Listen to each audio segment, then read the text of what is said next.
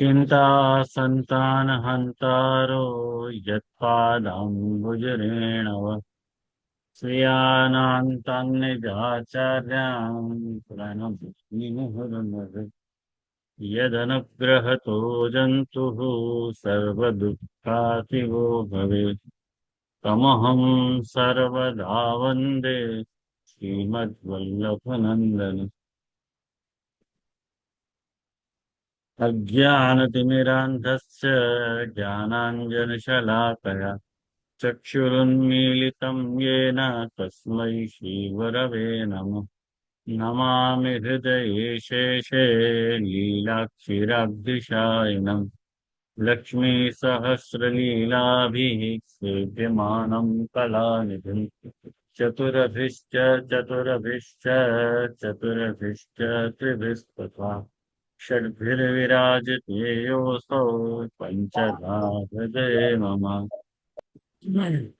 विलक्षणोऽयमाचार्य साकार ब्रह्मदेशिकः जीवानाम् उद्धृतौ विग्रहः कृष्णानुग्रह सज्ज्वलः अलौकिकप्रभोर्भक्तौ लोकरित्युपदेशकः समर्पितात्मभावेन लोकवेदोक्तयत्नः।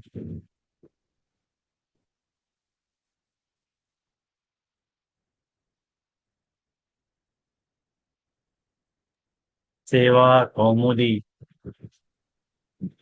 ભાગ લ્યો છો।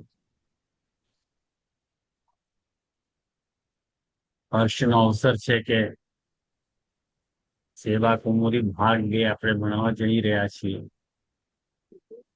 અને આ ભાગ 2 જે છે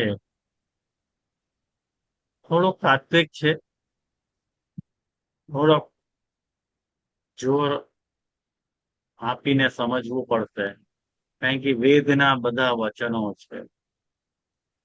એ વેદના વચનોનું જે આશય છે એ સમજવામાં તમને થોડીક કનડગત ઊભી થઈ શકે એવું છે, પણ છતાંય પણ ધ્યાન આપીને જો સાંભળશો તો મને નથી લાગતું કે વિષય સમજમાં નહીં જ આવે। થોડો પ્રયાસ તમે તમારી જાતે કરવો જોઈએ એવું હું ધારું છું। અને આ ગ્રંથનો જે પૂર્વાપર સંબંધ છે એટલે પહેલા ભાગ 1 ની સાથે આનો શું સંબંધ છે એ પહેલા તમે સમજી લ્યો અને નોટ કરી લ્યો શું વાત છે। આ ગ્રંથનો જે પ્રથમ પ્રકરણ હતો સેવા કૌમુદી ભાગ 1, એમાં લાલુ ભટ્ટજીએ આ વાતને સિદ્ધ કરવાનો પ્રયાસ કર્યો હતો કે પુષ્ટિ માર્ગમાં શ્રીમદ ભાગવત મહાપુરાણના આધારે સેવાનું મહત્વ શું છે અને સેવાનો માર્ગ કેમ સર્વોપરી છે, આ વાતને સમજાવવાનો સિદ્ધ કરવાનો પ્રયાસ લાલુ ભટ્ટજીએ કર્યો। હવે આ દ્વિતીય પ્રકરણમાં આ ગ્રંથનો જે પ્રતિપાદ્ય વિષય છે એ શું છે? એ જે સેવા પ્રથમ પ્રકરણમાં બતાવવામાં આવી એ સેવાના વિષયનો નિર્ધારણ કરવામાં આવી રહ્યો। એટલે તમે જેની સેવા કરી રહ્યા છો હાલ, જે તમારો આરાધ્ય દેવ છે, એમનું સ્વરૂપ શું છે અને એમનું સ્વરૂપ જાણવું આપણા બધા જ પુષ્ટિ માર્ગીઓ માટે ખૂબ જ જરૂરી હું એમ માનું છું। કારણ કે ઘણા બધા સંપ્રદાયમાં એવા વૈષ્ણવો છે કે જે શ્રી કૃષ્ણનો સ્વરૂપ ને જાણતા નથી, કૃષ્ણના સ્વરૂપને ઓળખતા નથી અને અન્ય આશય કર્યા રાખે છે। એટલે જેની આપણે સેવા કરી રહ્યા છીએ એ શ્રી કૃષ્ણનો સ્વરૂપ શું છે એ જાણવું બહુ જ જરૂરી છે। એટલે એ હિસાબથી પણ મને લાગ્યું કે તમે આ ગ્રંથ નો તમે વાંચન બધા વૈષ્ણવો કરો તો બહુ સારું.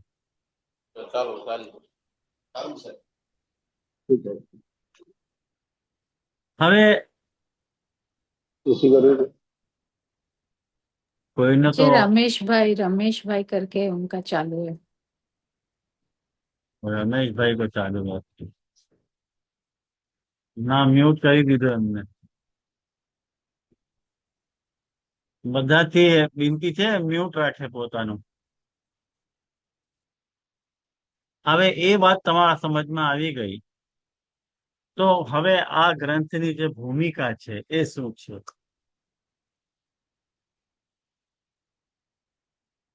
ઉપનિષદ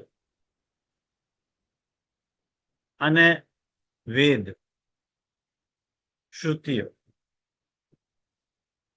એમાં પરબ્રહ્મ ના વિષયમાં જે નિરૂપણ મળે છે એ કેવો નિરૂપણ મળે છે કે એને નિર્ગુણ કહેવામાં આવે, અને ક્યાંક કોઈ ઠેકાણે એમને સગુણ કહેવામાં આવે છે. આ જે વિરોધાભાસ છે કે પરબ્રહ્મ જે છે નિર્ગુણ છે કે સગુણ,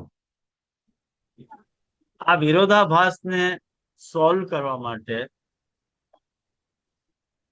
આ અધ્યાય ભૂમિકા બાંધે છે કે શ્રી કૃષ્ણ જ પરબ્રહ્મ છે.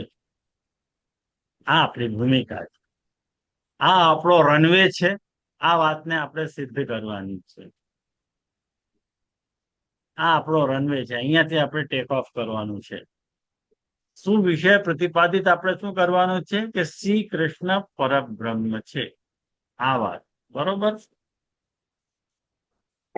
બ્રહ્મ જે છે લૌકિક ગુણોથી રહિત છે. લૌકિક એટલે ભૌતિક, ભૌતિક ગુણોથી રહિત છે એટલે એ નિર્ગુણ છે. બરાબર, ધ્યાનથી સમજો. ન સમજમાં આવે ને તો આપણી ક્લાસ છે, હેન્ડ રેઝ કરીને પૂછી લેજો. પરંતુ બ્રહ્મમાં અપ્રાકૃત અનંત ગુણો બિરાજમાન છે. એટલે જે દિવ્ય છે અને પારલૌકિક છે એવા અનંત ગુણો એમાં બિરાજમાન છે. એટલે એ રીતે આપણે જોવા જઈએ તો બ્રહ્મ સગુણ પણ છે પાછું.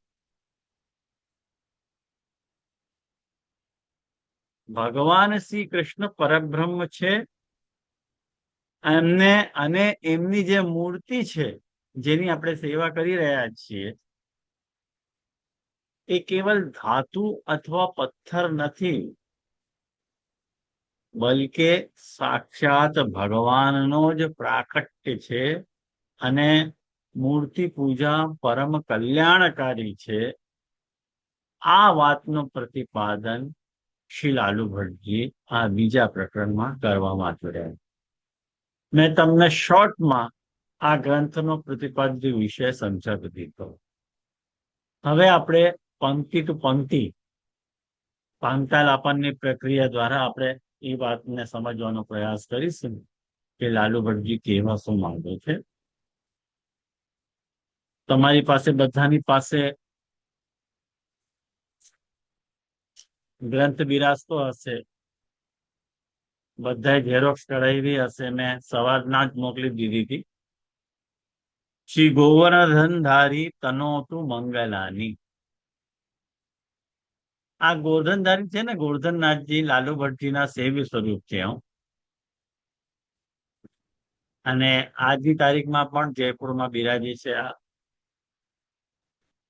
ગોવર્ધનધારી તનોતુ મંગલાની એટલે ગ્રંથના આરંભમાં ભગવાન શ્રી ગોવર્ધનનાથજી એટલે શ્રીનાથજી થી પ્રાર્થના કરવામાં આવી રહી છે કે એ બધા જ પ્રકારના કલ્યાણની વૃદ્ધિ કરે. આ મંગલાચરણ છે. તનોતુ એટલે પ્રદાન કરે, વિસ્તાર કરે, પ્રદાન કરે. મંગલાની એટલે મંગલાઓનું કલ્યાણ કરે. હવે મંગલાઓનું કલ્યાણનું કલ્યાણ પ્રદાન કરે, અમારા પ્રભુ અમને કલ્યાણ પ્રદાન કરે, એમ કહેવા માંગી રહ્યા છે. દ્વિતીય પ્રકરણ, આ બીજો પ્રકરણ છે. પ્રકરણ ઉપક્રમ. પ્રકરણ ઉપક્રમ એટલે આ અધ્યાયની ભૂમિકા છે. આ ભૂમિકા કહેવામાં આવી રહી છે કે શું વાત ચાલી રહી છે. એવમ પૂર્વ પ્રકરણ.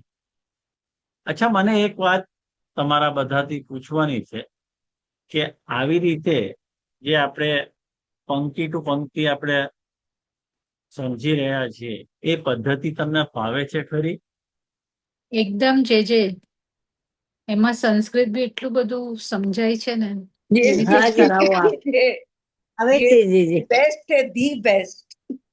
છે તો પછી આપણે હા જે ફાવે છે.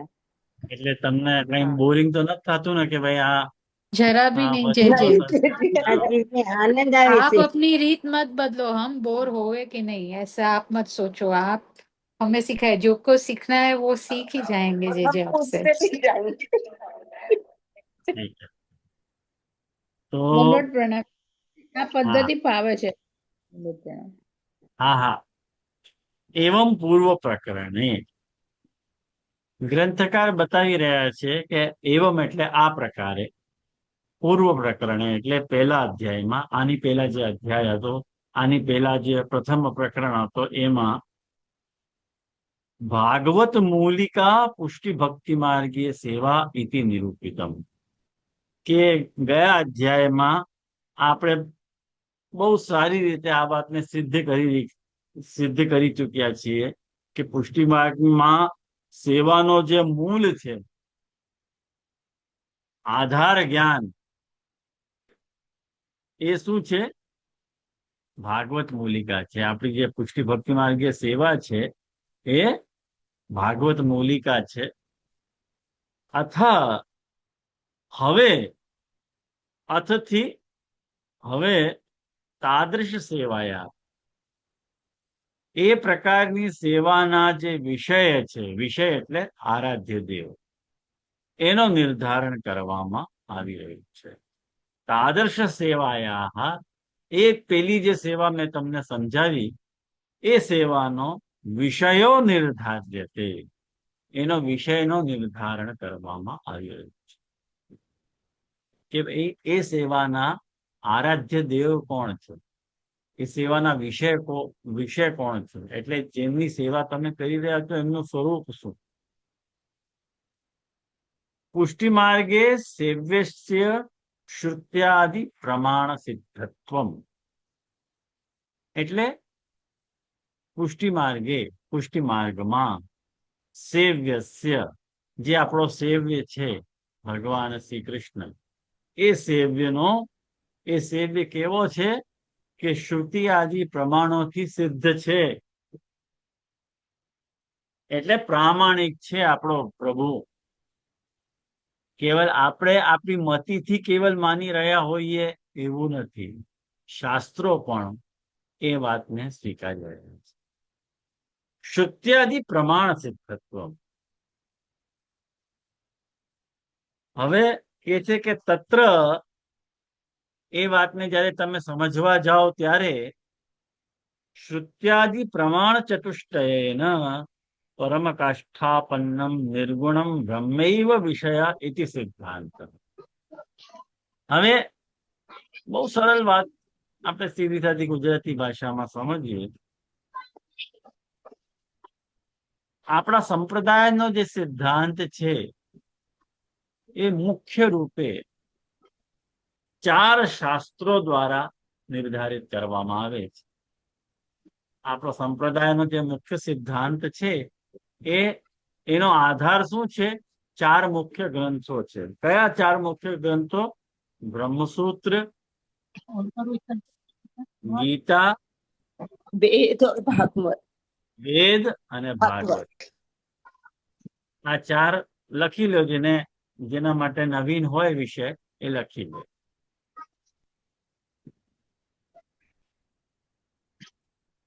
એ જે પરમ કાષ્ઠાપન્ન છે, પરમ કાષ્ઠાપન્ન એટલે એ શ્રુત્યાદિ પ્રમાણ ચતુષ્ટયને પરમ કાષ્ઠાપન્નમ, એ સર્વોચ્ચ અવસ્થાને પ્રાપ્ત જે બ્રહ્મ છે, એ બ્રહ્મ જે છે શાસ્ત્રોના હિસાબે એને નિર્ગુણ કહેવામાં આવી રહ્યું છે. ખ્યાલમાં આવ્યું તમને? નિર્ગુણ કહેવામાં ઇતિ સિદ્ધાંત. એ કેવું છે? નિર્ગુણ એટલે પ્રાકૃત ગુણોથી રહિત, લૌકિક ગુણોથી રહિત. વેદ એ બ્રહ્મને કેવી રીતે આપણને સમજાવે છે કે બ્રહ્મ કેવો છે? નિર્ગુણ છે. નિર્ગુણ એટલે એમાં લૌકિક ગુણો નથી. લૌકિક ગુણો એટલે ભૂખ, પ્યાસ, નિદ્રા, આ બધા લૌકિક ગુણો છે જે આપણામાં છે, એ બ્રહ્મમાં નથી. બ્રહ્મ નિર્ગુણ છે. બરોબર?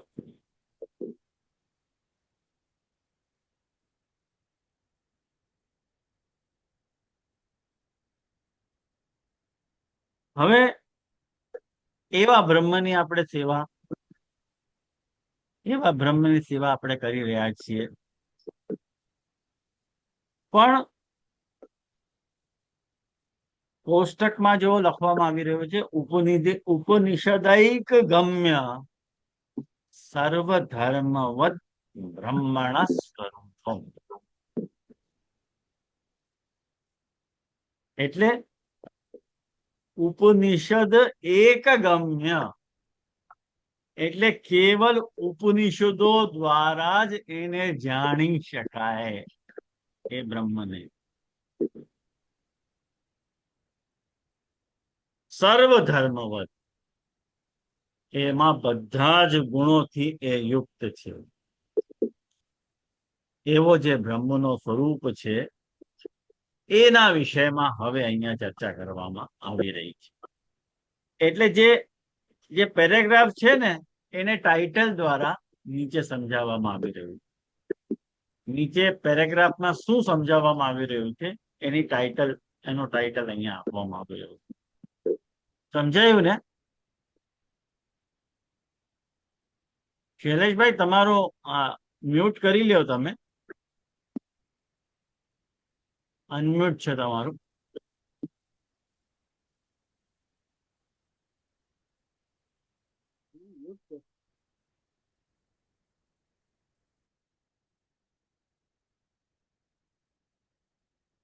બરોબર. હવે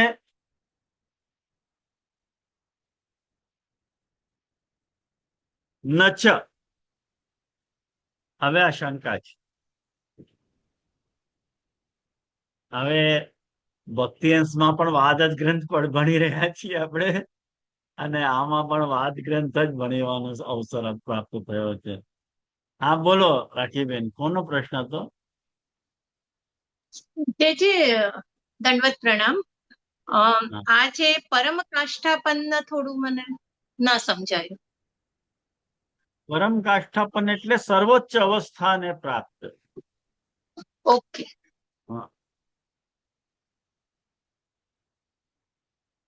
હવે જે શંકા જે છે, એ શંકા અહીંયા શું કરવામાં આવી રહ્યા છે કે નચ યતો વાચો નિવર્તન્તે અપ્રાપ્ય મનસા સહ.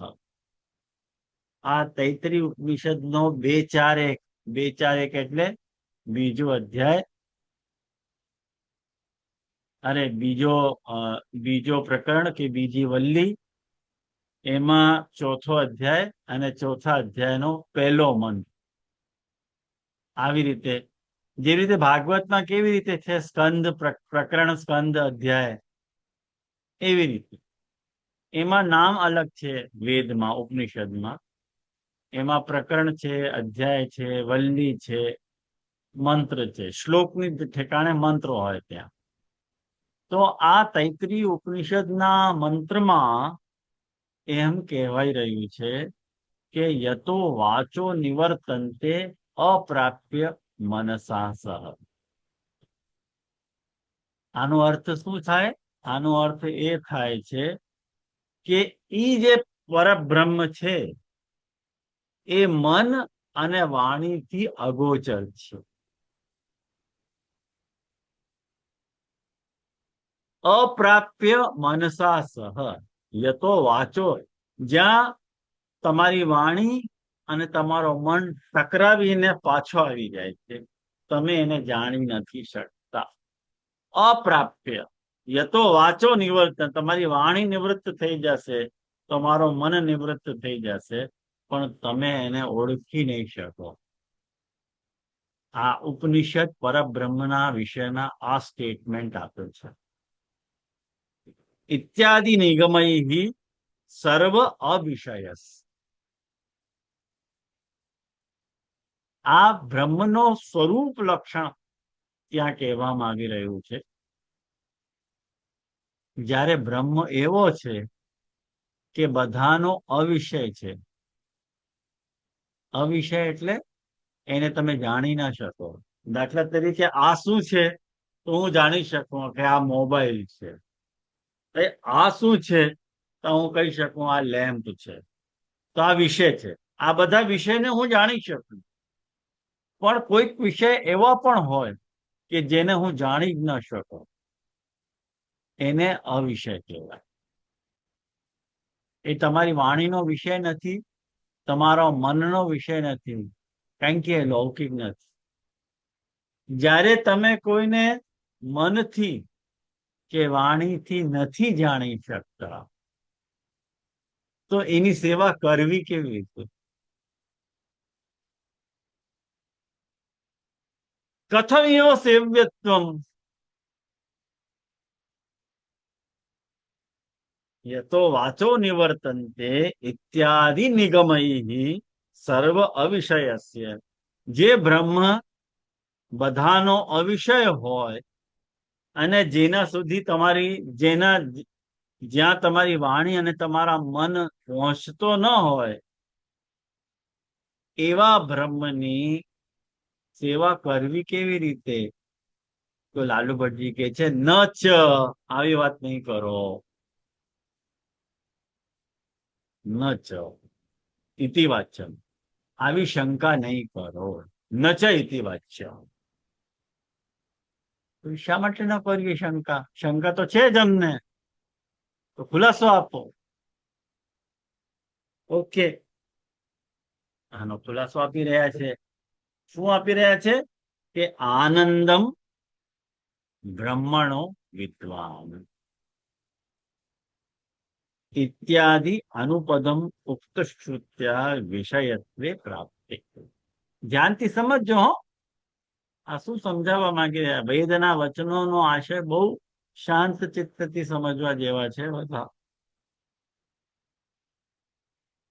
બ્રહ્મના આનંદને જે જાણે છે, ખ્યાલમાં આવ્યું? બ્રહ્મના વિષયમાં બ્રહ્મના આનંદને જાણે છે એ વિદ્વાન છે. જ્યારે શ્રુતિ આમ કહી રહી છે કે જે બ્રહ્મના આનંદને જાણે છે એ વિદ્વાન છે, તો એનો સીધો આ અર્થ થઈ ગયો કે બ્રહ્મને જાણી શકાય છે. નહીં તો આવા વચન કેમ આવે? આનંદમ બ્રહ્મણો વિદ્વાન, બ્રહ્મના આનંદને જાણી શકાય છે એ જ વિદ્વાન છે. જ્યારે વેદ આવી રીતે વર્ણવે છે પરબ્રહ્મને, તો એ અવિષય કેવી રીતે થઈ ગયો પછી? ધ્યાનમાં આવે છે ઉત્તર? આ બધા આમ કરતા જાવ તો થોડોક મને રિલેક્સ રહે કે હા બધું સમજી રહ્યા છે. નહીં તો કઈ હા બમ્પર જઈ રહ્યું છે એવું જ લાગશે મને. ઇત્યાદિ અનુપદમ, ખ્યાલમાં આવ્યું? અને અનુપદમ એટલે તરત જ એ યતો વાચો નિવર્તન્તે, એના પછીની આ લાઈન છે આનંદમ બ્રહ્મણો વિદ્વાન. અને આ શ્રુતિમાં આવી રીતે કહેલું હોવાથી બ્રહ્મ અવિષય છે એ ખોટું સિદ્ધ થઈ ગયું. બ્રહ્મ વિષય છે, એને જાણી શકાય છે.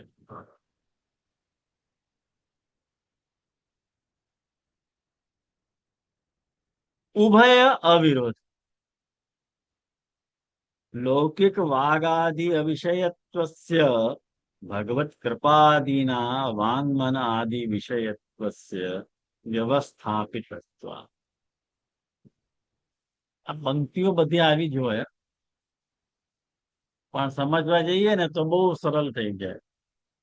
ઉભય અવિરોધ થાય. એટલે બંને વાક્યોનો જે સામંજસ્ય છે એ આ છે કે બ્રહ્મ જે છે આપણી એ સાધારણ જે ભૌતિક ઇન્દ્રિયો છે એના થકી જાણી શકાય એવું નથી. તમે આ ભૌતિક ઇન્દ્રિયોથી બ્રહ્મને નહીં જાણી શકો. બ્રહ્મ તમારી ભૌતિક ઇન્દ્રિયો દ્વારા જાણી શકાય એમ નથી. પરંતુ જ્યારે ભગવત કૃપા આદિના ભગવાનની કૃપા આદિ દ્વારા વાણી મન આદિના વિષય ઈ બની શકે. જ્યારે ભગવાન પોતાનું સ્વરૂપ જણાવવા માંગે ત્યારે જણાવી શકાય, તો એ વિષયતાને પ્રાપ્ત થઈ જાય. જો ન જણાવવા માંગતા હોય તો અવિષય થઈ જાય. દાખલા તરીકે આનો એક બહુ સરળ તમને ફેન્ટાસ્ટિક દ્રષ્ટાંત આપું તો તમને તરત જ સમજાઈ જશે. મસ્ત વાત છે. એ તમે કોઈ દિવસ પાણીમાં શૈવાલ આવ્યો હશે, તમે જોયું છે? લીલ જમા થઈ જાય પાણીમાં, અને જ્યારે લીલ હોય ને ત્યાં પાણી છે તમને ખબર ન પડે. જેટલા અંશમાં શૈવાલ છૂટો પડી ગયો હોય એટલા અંશમાં તમને ખબર પડી જાય કે અહીંયા પાણી છે. એટલે જેટલા અંશમાં પ્રભુ આપણને જણાવવા માંગતા હોય કે આટલો સ્વરૂપ તમે મને, આટલો સ્વરૂપ તમે મારો જાણી લો, બસ એટલો સ્વરૂપ આપણે જાણી છે, બાકી ન જાણી. આમ વેદ કે છે કે 2/3 પ્રભુનું જે સ્વરૂપ છે એ અગોચર છે અને 1/3 ઓપન છે. હવે તમે સમજી લો કે પ્રભુનું સ્વરૂપ કેટલો અગોચર છે. આપણે કેવલ 1/3 જાણી રહ્યા છીએ પ્રભુને. જે 2/3 ભાગ છે ને એ રિયલી આપણે જાણી શકતા જ નથી. આપણી બુદ્ધિ, આપણી વાણી, આપણો મન ત્યાં ટકરાવીને પાછો આવી જાય, આપણે ન જાણી શકીએ.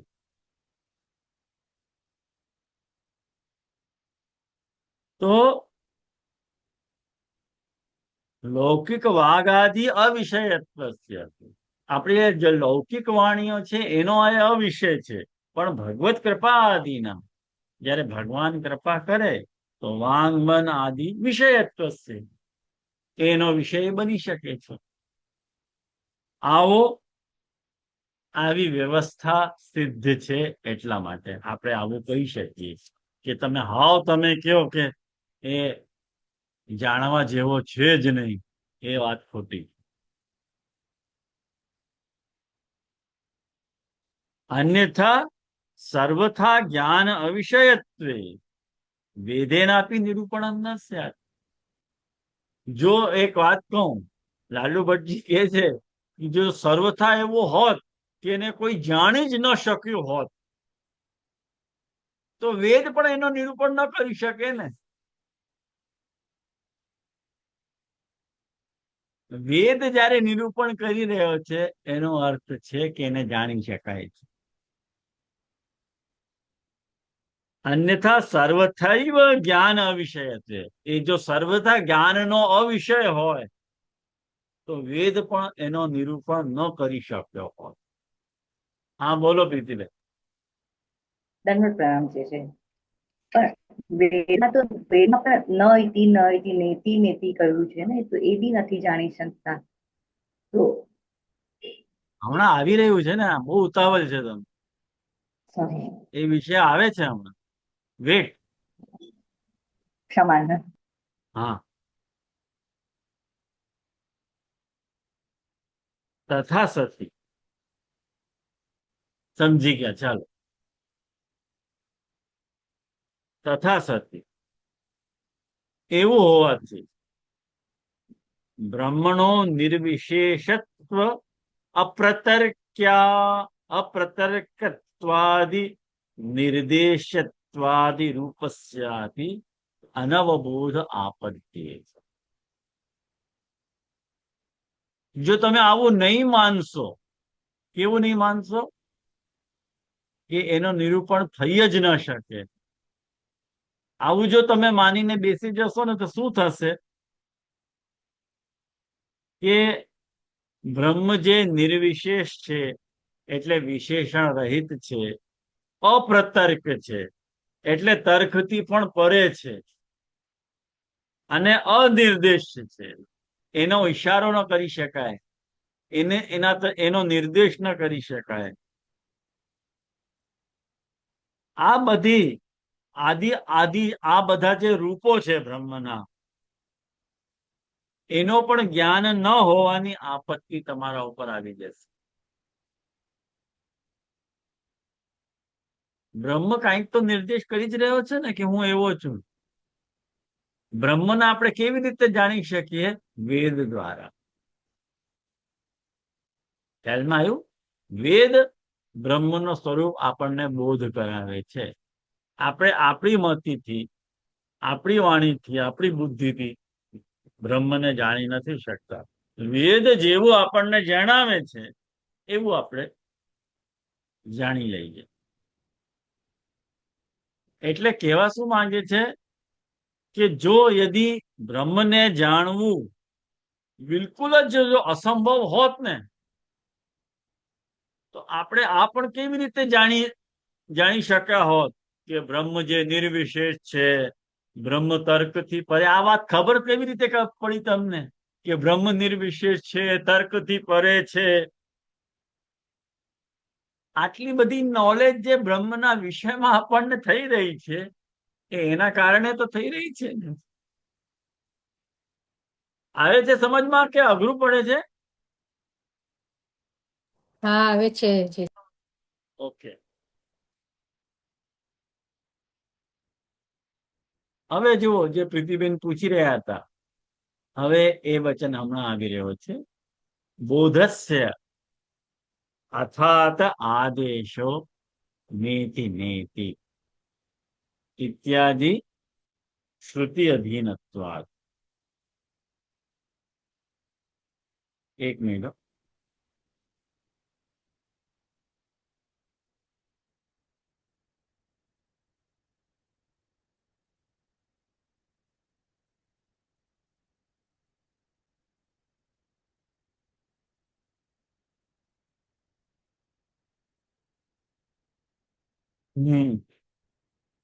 આ જે વચન છે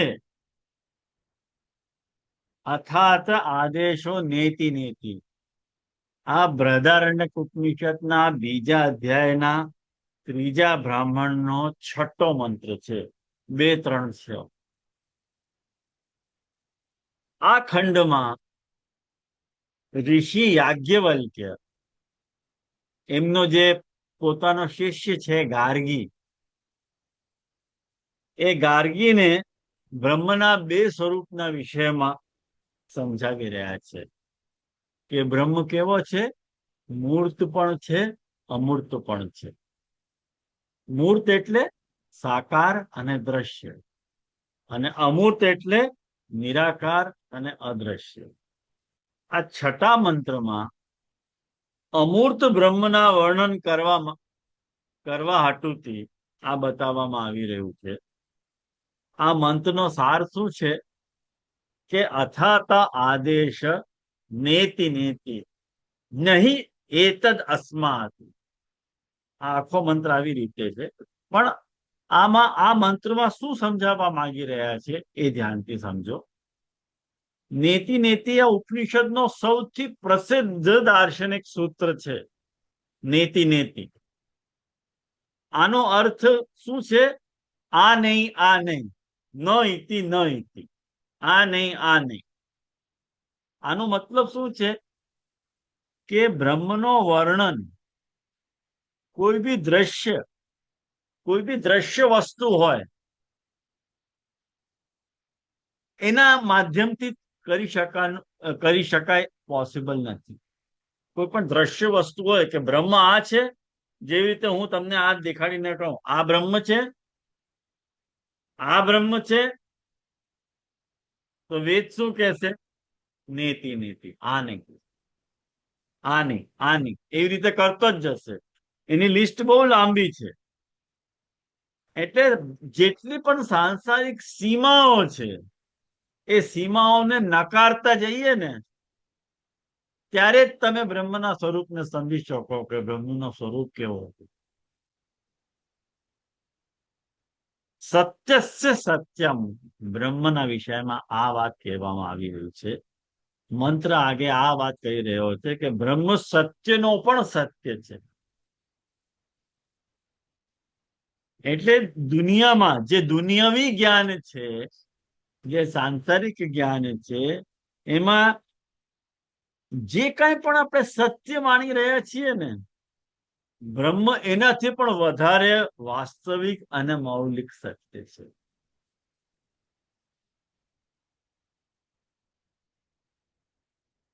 આ મંત્ર આપણને આ શીખાવે છે કે જેને આપણે જોઈ શકીએ કે ટચ કરી શકીએ એ અંતિમ સત્ય નથી. અંતિમ સત્ય ઈ છે કે આ બધાની પાછળ જે છે એ અંતિમ સત્ય છે. એટલા માટે જ્યારે તમે વેદથી પૂછો કે આ બ્રહ્મ આવો છે, એવો છે, તો બ્રહ્મ તમને વેદ ઉપનિષદ તમને નકારતો જ હશે. ના, આ નથી. નેતિ નેતિ નેતિ નેતિ. આવી ખ્યાલ આવ્યું તમને? આ બધા તાત્વિક વિષયોને ગુજરાતીમાં સમજાવવા એટલે મારી જાન ઉપર આવી જાય. અને આવા અઘરા પણ વિષયને જે બહુ સમજાવવું. સુંદર જે हाँ? પણ કપિલાબેન સિવાય અમને બધાને મજા આવતી હશે. नहीं नहीं, मेरे को बहुत अच्छा आ रहा है भाई। अब मैं गुजराती में थोड़ी थोड़ी प्रो हो रही हूँ। बहुत જે આપનો ખૂબ ખૂબ આભાર છે. नहीं जे તમારો ખૂબ नहीं ખૂબ तो मैं આભાર तो છે આપનો. पूछ ही આપણે આટલો તો પ્રયત્ન અમારા માટે કર્યો છે. हाँ, नहीं तो मैं तो पूछ ही लूंगी जे जो भी डिफिकल्टी होगी। दंडोत प्रणाम जे। તો બ્રહ્મ શું છે અને શું નહીં, આનો આનો જે સમસ્ત જ્ઞાન છે ને આપણે વેદ થકી જ આપણને મળે છે. એટલે વેદ એનો બોધ કરાવે છે, અનવબોધ. અથાત આદેશ આદેશ નૈતિ ઇત્યાદિ શ્રુતિ અધીનત્વ. આપણો જે બ્રહ્મનો જ્ઞાન જે છે ને એ શ્રુતિના આધીન છે. ઇદંચ બ્રહ્મન બ્રહ્મણ્ય અનિર્દેશ્ય ઇતિ દશમસ્કંધીય શ્લોક સુબોધિન્યામ સ્ફુટતરમ ઉપપાદિતમ. એટલે ઇદંચ આ જ વાત જે બૃહદારણ્ય ઉપનિષદની જે વાત હતી ને એ જ વાત ભાગવત પુરાણના 10મા સ્કંદના 84મા અધ્યાયમાં પહેલા શ્લોકથી કહેવામાં આવી રહી છે કે બ્રહ્મણ બ્રહ્મણ્ય અનિર્દેશે. આ આખા સિદ્ધાંતને મહાપ્રભુજી બહુ સ્પષ્ટતાથી સિદ્ધ કરે છે કે બ્રહ્મનો નિર્દેશ કરી શકાતો નથી. બ્રહ્મ કેવો છે તમે કહી જ ન શકો, કારણ કે જેટલું તમે વિધાન કરવા જશો ને એટલું ટૂંકું જ પડશે. એટલે આપણે કહીએ કે આપણે 1/3 એને જાણીએ છીએ, 2/3 એને નથી. કારણ કે આપણે પણ એક લિમિટેશન હોય, એક લિમિટેશન, એક લિમિટ સુધી આપણે જાણવાનો અને સમજવાનો પ્રયાસ કરી શકીએ. એનાથી આગળ વધે આપણે જઈ જ ન શકીએ. એટલે આ બધા જે તાત્વિક વિષયો છે એને તમે કેટલી વાર સાંભળી શકો, કેટલી વાર સુધી? વધારે પોણો કલાક કે 1 કલાક. એનાથી વધારે જો તમને ડોઝ આપવામાં આવે ને તો પછી અદ્ભુત નિદ્રા આવી જાય પછી. એટલે લિમિટ છે જીવની કે કેટલું એ સમજી શકે. ખ્યાલમાં આવ્યું? जे हाँ, दंडवत प्रणाम। इसके साथ एक आध वल्लभ आख्यान ले लेना। अरे ना रे, मेरी जान से जे बच गई। एक विनंती है, पहला और दूसरा तो एकदम समझ में आ जाएगा सब कुछ। हाँ वो तो है, लेकिन जय श्री देखते दंडवत हैं। प्रणाम. हाँ હા, हाँ, बोलो बोलो વલ્લભાખ્યાન. मैं। હા, હા, વલ્લભાખ્યાનની વાત નીકળી તો આપની પાસે જે આપે વલ્લભાખ્યાન કર્યું છે ને એની પીડીએફ ખરી? વલ્લભાખ્યાન મેં ક્યાં કર્યું છે? I mean Vallabh Sakhi, sorry, Vallabh સાખીની પીડીએફ. પીડીએફ અવેલેબલ નથી મારી પાસે. અચ્છા, કારણ કે એની સાંભળવામાં લખાણ છે બહુ સુંદર છે, પણ જલ્દી જાય ને તો પછી આમ વાંચી નથી શકાતું. એટલે હા, તો તમે એને સ્ટીલ કરીને સાંભળો ને, જુઓ ને, એને હા, પોઝ કરીને. યા પોઝ કરીને થઈ શકે. હા તો બરાબર પણ છે. દંડવત પ્રણામ કન્ટિન્યુટી નથી રહેતી, તો પણ એવું થાય છે, કન્ટિન્યુટી નથી રહેતી. હવે એનો તો શું ઉપાય? આવું પાવર પોઈન્ટમાં મેં પ્રિપેર કર્યું છે બધા. પીડીએફ હોય ને તો બહુ આનંદ આવે એવું છે. હવે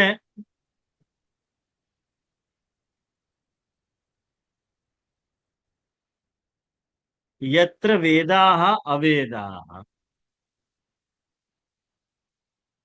इत्यादि ज्ञातत्व निषेधक उपनिषदा निषदामपि इदमित्थतया वर्णन अशक्तिरेव तात्पर्य विषय इति मंतव्य. એટલે આ બૃહદારણ્યક ઉપનિષદના વિષયમાં બૃહદારણ્ય ઉપનિષદ હજી એક વાત આપણને સમજાવે છે કે યત્ર વેદા અવેદા, એટલે વેદ અવેદ થઈ જાય છે જેને વર્ણન કરવામાં. વેદ પણ એને પૂર્ણ રીતે એનો વર્ણન કરી શકવામાં અસમર્થ છે. એટલે વર્ણન અશક્તિ રેવ તાત્પર્ય વિષય, એનો વર્ણન કરવામાં એ વેદની અશક્તિ છે એમ બૃહદારણ્ય ઉપનિષદ પોતે સ્વીકારે છે.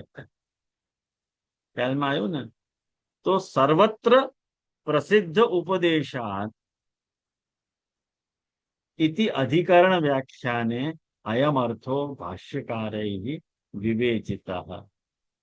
આ ગુણ વિષયને અનુભાષ્યમાં પણ આજ આવી જ રીતે સમજાવવામાં આવ્યું છે. અણુભાષ્ય એટલે સમજો છો ને? અણુભાષ્ય એટલે મહાપ્રભુજીની બ્રહ્મસૂત્ર ઉપર જે વ્યાખ્યા છે એ વ્યાખ્યાને આપણે અણુભાષ્યના નામથી ઓળખીએ છીએ. એ અણુભાષ્ય. અણુભાષ્ય એટલે બ્રહ્મસૂત્ર ઉપર મહાપ્રભુજીનો વ્યાખ્યાન. જે રીતે ભાગવત ઉપર જે મહાપ્રભુજીનો વ્યાખ્યાન છે એ શ્રી સુબોધનીજીના નામે ઓળખાય છે, એવી રીતે બ્રહ્મસૂત્ર ઉપર જે વ્યાખ્યાન છે એને આપણે અણુભાષ્યના નામથી ઓળખીએ છીએ. અને આગળ શું કહી રહ્યા છીએ કે ત્વમ તુ ઔપનિષદમ પુરુષમ પ્રચ્છામિ ઇતિ શ્રુતિ અતિરોહિતમ એનમ રાદ્ધાંતમ દ્રઢે. એટલે બૃહદારણ્યક ઉપનિષદનો આ વાક્ય પ્રમાણિત કરે છે કે જે પરબ્રહ્મ છે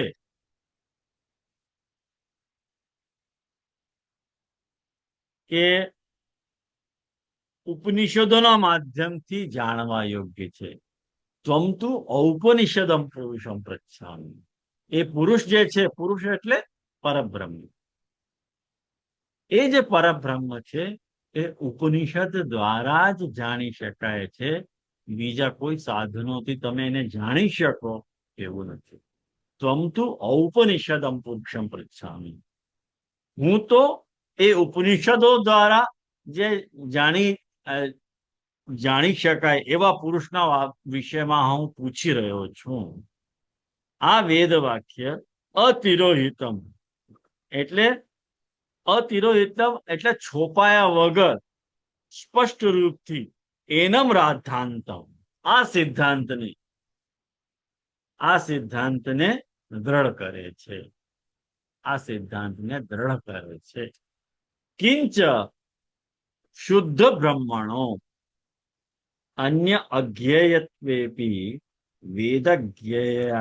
વેદજ્ઞેયતા તુ અંગીકાર્યા.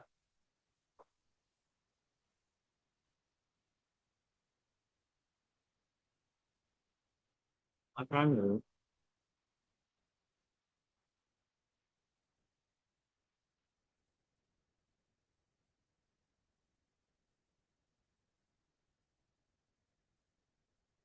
આ પંક્તિ થોડીક મને અસ્પષ્ટ છે, ક્લિયર નથી. નેક્સ્ટ ક્લાસમાં આનો ખુલાસો કરીશ.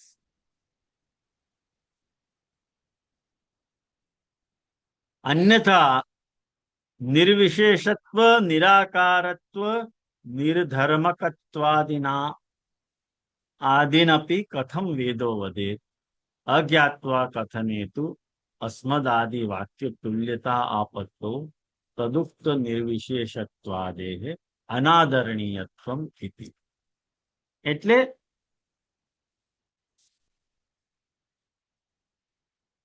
અજ્ઞાત્વા કથનેતુ અન્યથા નિર્વિશેષત્વ એટલે જો પરબ્રહ્મને સંપૂર્ણ રીતે અજ્ઞેય તમે માની લેશો કે અજ્ઞેય છે, એટલે જેને જાણી શકાતું જ નથી, તો વેદ સ્વયં આપણને કેવી રીતે બતાવી શક્યા હોત કે નિર્વિશેષ છે કે નિરાકાર છે. કોઈ વસ્તુનો નિષેધનો વર્ણન કરવા માટે પણ એ વસ્તુનો થોડો જ્ઞાન હોવું આવશ્યક છે. જે વસ્તુનો તમે નિષેધ કરી રહ્યા છો એનો તમારે જ્ઞાન હોવું જોઈએ કે નહીં? આ વાત સમજમાં આવી તમને? અન્યથા નિર્વિશેષત્વ નિરાકારત્વ નિર્ધર્મકત્વાદિનાપી કથમ વેદો વદે. આ વાત વેદ કેવી રીતે કહી શક્યા હોત કે નિર્વિશેષ છે, નિરાકાર છે? એટલે એની કઈ નોલેજ, એની કઈ ઇન્ફોર્મેશન વેદો પાસે છે. એ સર્વથા અજ્ઞેય નથી. અજ્ઞાત્વા કથને તું, યદિ તમે એવી રીતે માની લ્યો કે વેદ બ્રહ્મને જાણ્યા વગર જ એના વિષયમાં બોલી રહ્યો છે, તો વેદના વચન પણ અસ્મદાદિ વાક્ય તુલ્યતા આપતો. જેવી રીતે આપણે બ્રહ્મના વિષયમાં કાંઈ નથી જાણતા, એવી રીતે એ આપત્તિ વેદ ઉપર આવી જશે કે વેદ પણ ઠાકોરજીના વિષયમાં કાંઈ નથી જાણતા. એમ લાલુ ભટ્ટજી સમજાવી રહ્યા. તમને બેસી પંક્તિ બરોબર? અસ્મદાદિ વાક્ય તુલ્યતા આપતો. વેદના વચન અને આપણા વચનો એક જેવા થઈ જશે. તદુક્ત નિર્વિશેષત્વાદે અનાદરણીયત્વમ. એટલે અજ્ઞાની મનુષ્ય જે છે એના વચનોની માફક વેદ કેવા થઈ જશે? જૂઠા થઈ જશે, અપ્રામાણિક થઈ જશે. ત્યારે જે વેદ તમને નિર્ગુણ સિદ્ધાંત બતાવે છે એ પણ અમાન્ય થઈ જશે. વેદ બ્રહ્મને જાણે છે, આ વાત તમને સ્વીકારવી પડશે. ખ્યાલ આવ્યું તમને?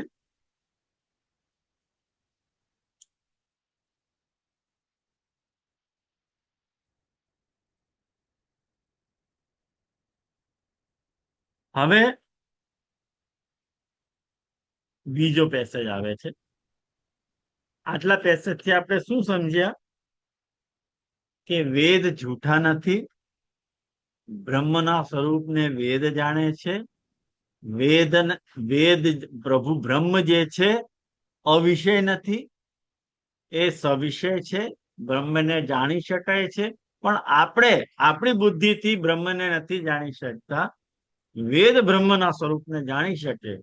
અને જો તમે આમ કહો કે વેદને કેવી રીતે ખબર પડી કે બ્રહ્મનું સ્વરૂપ આવી રીતે છે, તો પછી પરંપરાનો પાર જ નહીં આવે. કારણ કે વેદ પોતાની મેળે સ્વયં પ્રકટ થયા છે. વેદને અપૌરુષેય કહેવામાં આવે છે. વેદ કેવા છે? અપૌરુષેય છે. એટલે કોઈ પુરુષ દ્વારા પ્રગટેલ નથી, સ્વયં વેદો પ્રગટ્યા છે. આ વાત તમે સારી રીતે દિમાગમાં બેસાડી લો. હવે જે નેક્સ્ટ પેસેજ છે એ નેક્સ્ટ પેસેજમાં શું વિષય આવી રહ્યો છે પેલા એ વિષય આપણે સમજી લઈએ, એના પછી એનો જે નિરૂપણ છે આપણે નેક્સ્ટ ક્લાસમાં જોઈશું. પણ આજના માટે આટલું ઇનફ છે. નિર્ધર્મકત્વ બોધક શ્રુતિ નામ તાત્પર્ય નિરૂપણ. ધ્યાનથી સમજો. નિર્ધર્મકત્વ બોધક શ્રુતિ, જે શ્રુતિ, જે વેદ વચન બ્રહ્મને નિર્ધર્મક બતાવી રહી છે કે વેદ બ્રહ્મમાં કોઈ ધર્મ નથી,